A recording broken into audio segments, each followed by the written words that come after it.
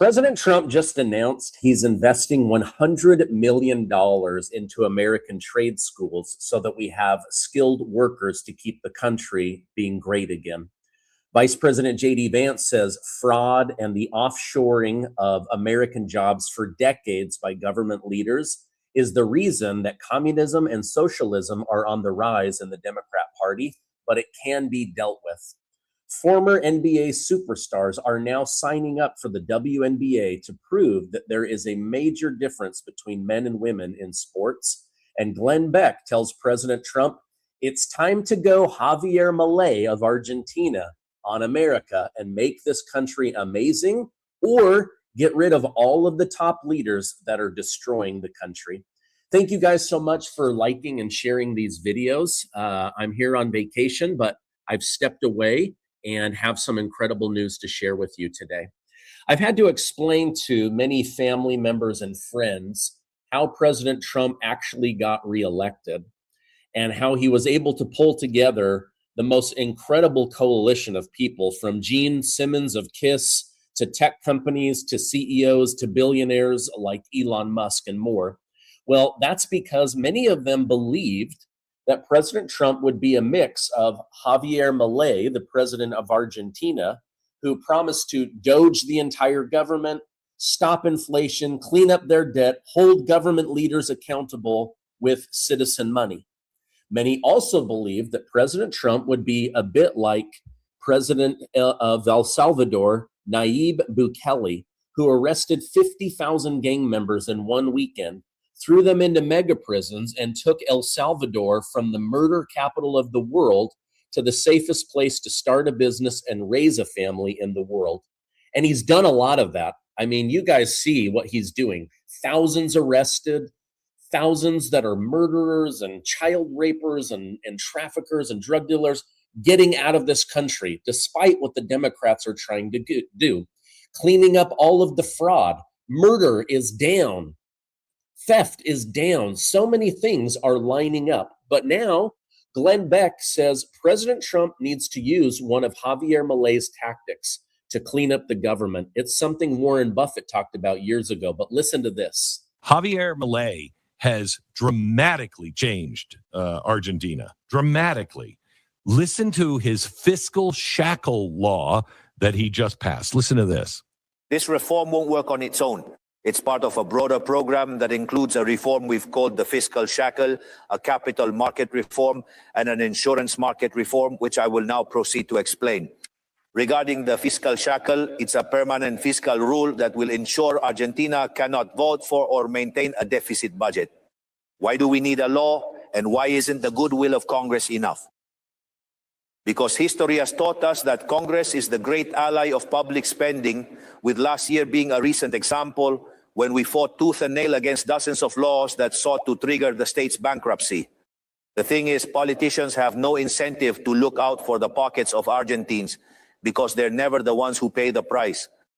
That's why this project will ensure that whoever causes the damage finally pays for it. In practice, the fiscal shackle will work like this. If the fiscal result is in deficit for several consecutive months, Congress will have a few weeks to bring the accounts back into balance. If it doesn't, an automatic shutdown will go into effect. Non-essential state activities will be halted, new spending will be frozen, no contracts will be awarded, no staff will be hired, and discretionary transfers to the provinces will be stopped. And most importantly, for the duration of the shackle, the president, vice president, senators, deputies, ministers, secretaries, and undersecretaries won't receive a single peso of their salary. For the first time in our history, if politicians don't do their job, the politicians will pay the price, not the people. Amen. Amen, amen, amen. Why can't we have some common sense stuff like that? The Congress and the Senate needs to pay the price, not you. They're the ones. I mean, I got to tell you, I think that, you know, as your cost of living goes up, their salary goes down. If your salary goes up and the cost of living is keeping up with that, I mean, so it's you're actually making money, your salary is going up and the cost of living is coming down, then they should be able to get a raise or they should be able to keep it. The more trouble this country is in fiscally, the lower their salary should be. Because you know who you'll end up getting in, especially if you pass any kind of reform on, insider trading. The only people you're going to get in are the ones who are serious, the ones who, this was never meant to be a job that you wanted. This was supposed to be a job that everybody's like, oh, crap. All right, I'll go to Washington and I'll do it. Somebody's got to do it. That's who we want. That's not who we're getting. We're getting psychopaths. If I have time this hour, I got to show you some of the people that are running. All right. Wouldn't that be amazing? If you spend more than your budget, you have 2 months to come back into alignment. Otherwise, you're out or your salary drops. Start making government workers be accountable for our money. They're spending us into deficit. They're spending America into debt. It's not you and me. It's government leaders, and they must be held accountable. In fact, I remember several years ago, billionaire Warren Buffett once said, I could clean up the government in one move. Anyone who doesn't clean up their budget and stick to it is automatically up for re-election, and the American people get to cut the government rot every single election cycle. That's exactly what needs to happen. And in his own way, President Trump and the War on Fraud team are doing amazing work.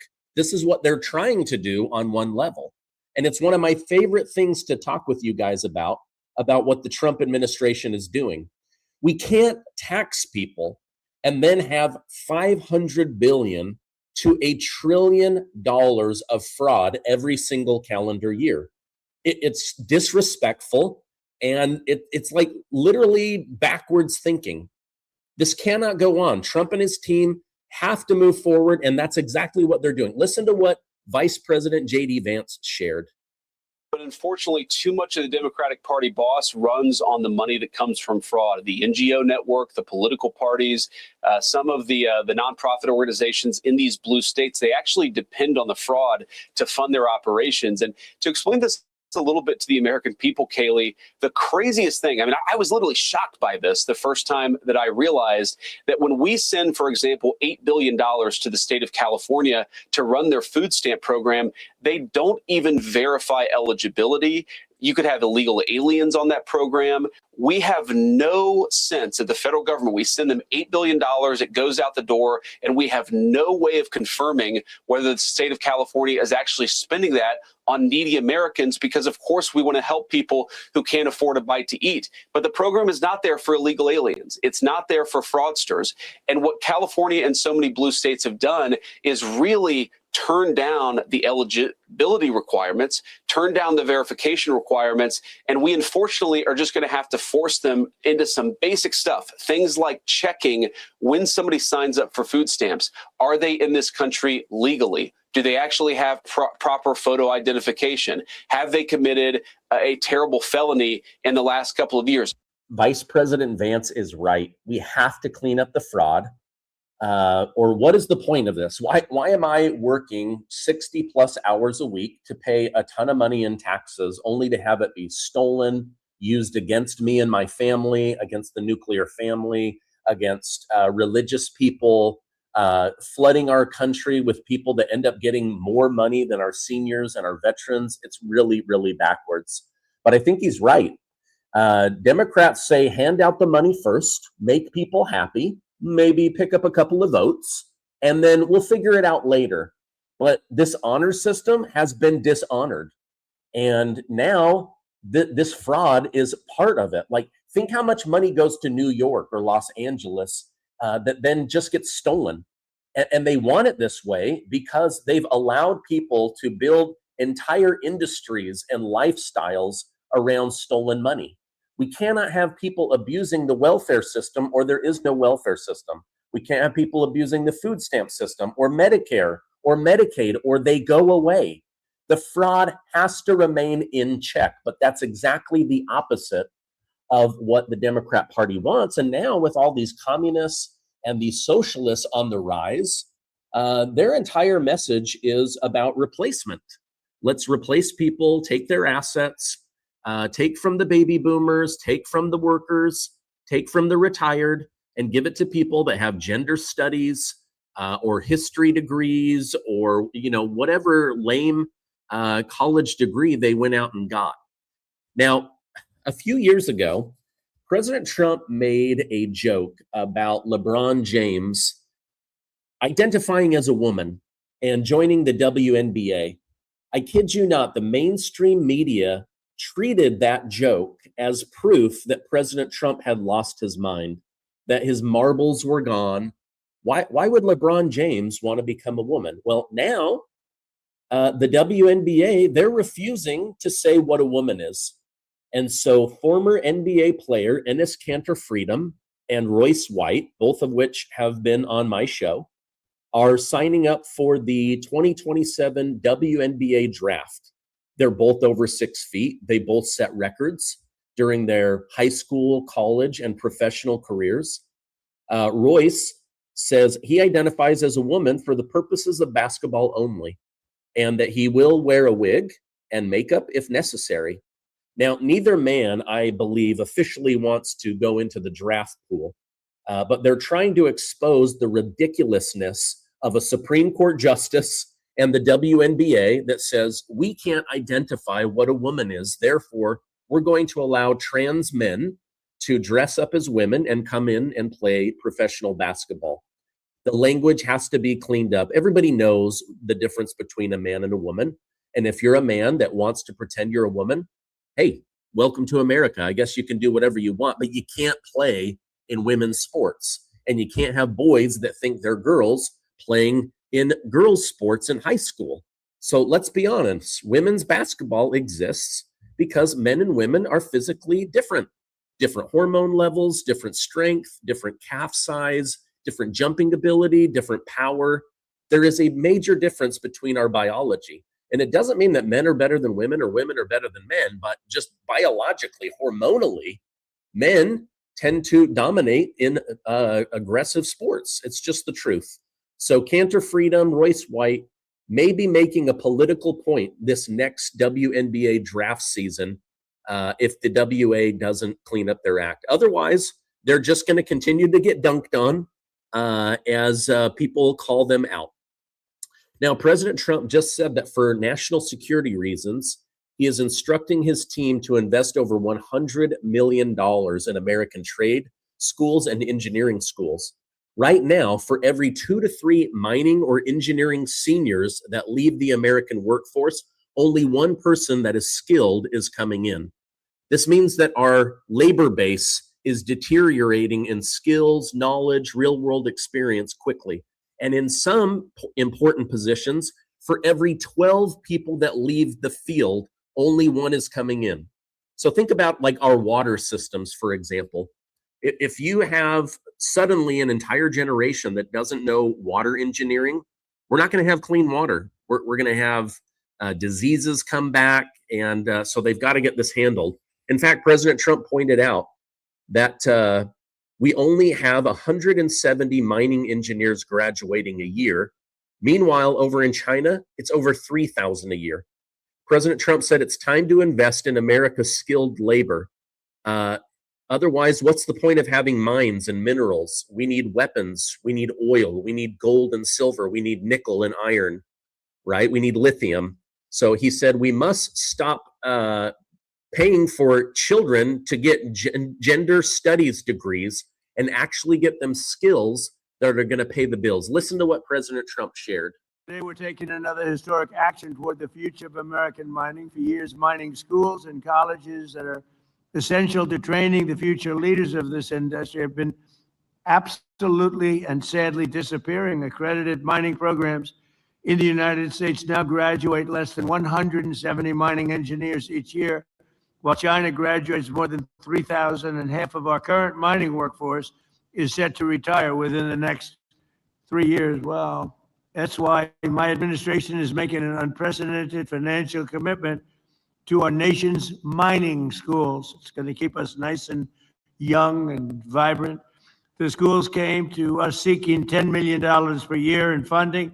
Instead, I'm thrilled to announce that we're delivering $100 million to train the next generation of American miners. And you have a lot of you are in the room right now.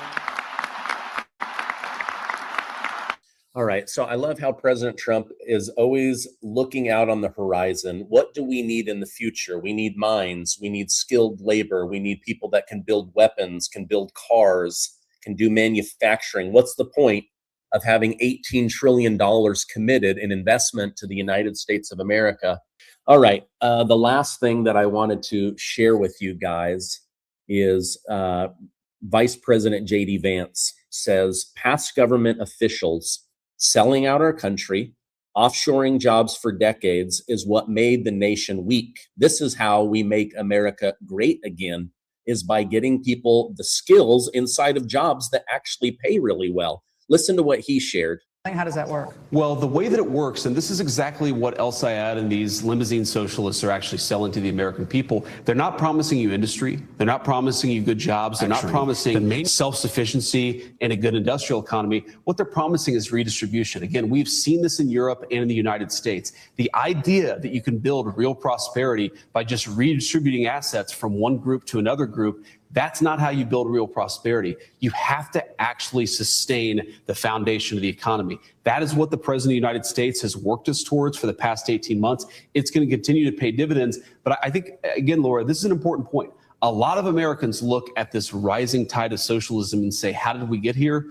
We got here by 40 years of bipartisan leaders selling our industrial base to foreign countries, allowing low-wage immigrants to come in and compete with Americans for jobs, by destroying the foundation of the middle class. That's how you got socialism. How you fix that problem is by doubling down on Donald Trump's economic nationalism, not going back to the way we've done things for the past 40 years. It's failed everywhere it's tried. It's failed everywhere it's tried, and it always leads to socialism. It always leads exactly where we are. The only way to get out of it is to double down on the economics of the past 18 months. All right. This is why socialism and communism are now rearing their ugly heads in America. People are worried about money, jobs, cost of living. Trump and his team, they're working to bring jobs back. Remember when Obama said, you'll never bring back manufacturing? Trump is doing it, and he's got $18 trillion of committed investment. We need skills. We need people out there actually working. This is how you make America great again. Lots of Democrats like to say, man, it's too bad that President Trump doesn't think America is great. He does. But when you have government leaders that for decades get rid of your jobs, your good teachers, they hollow out the working class, they hollow out the middle class, they raise taxes every damn year, then you wonder why people are struggling. At the same time, you've got many blue-collar jobs that are now paying $80,000, $120,000, $200,000 a year, but you don't have people with the skills or the knowledge because they've all been told, go to college, get a white-collar job, make $50,000 a year, and you'll figure it out. So things are changing. It's time to bring skills back. It's time to bring back the manufacturing, and that's exactly what President Trump is doing. All right, now, if you found value in this video, please give it a like, hit that subscribe button, stay amazing, and I will see you on the next video.